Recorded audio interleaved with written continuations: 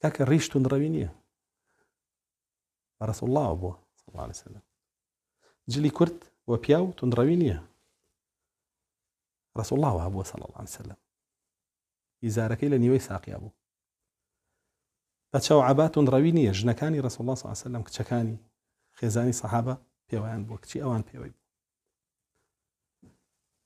گوێنەگرتن لە گۆرانی تونڕەوی نییە سەحابە گوێ لێ نەگرتووە بە حرامی زانەوە ابن عمر پەنجەی خستە گوێکانی کە گوێ لە مۆسیقا تونڕەوی نییە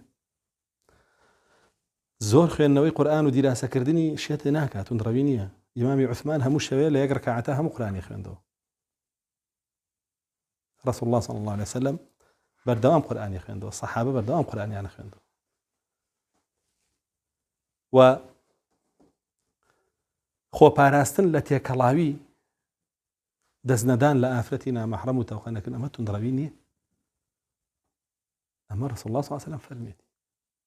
نەزەڕ نەکردن ئەمە تونڕەوی نییە ئەمە رسول الله صلی الله عليه وسلم فەرمێتی ئەمە ئایەتی لەسەرە یغضضن من أبصارهن یغضوا من أبصارهم ئەمڕۆ ئەمانەیان کردووە بە تونڕەوی کە ئەمە اعتدالەکەیە ووازهێنان لەمە کە حەقەکەیە کردویانە بە ئیسلامی حەقیقی لە خەڵک کێ کردێتی دەجالونە کەذابون بۆیە ئاگادار بە هەر شتێ هەدی رسول الله و سەحابە بوو ئەوە وەسەطیەتەکەیە غەیری ئەوە غلووە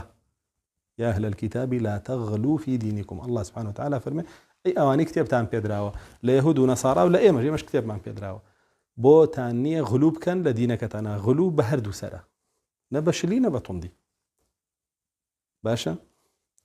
لستم على شيء حتى تقيموا التوراة والإنجيل وما أنزل إليكم من ربكم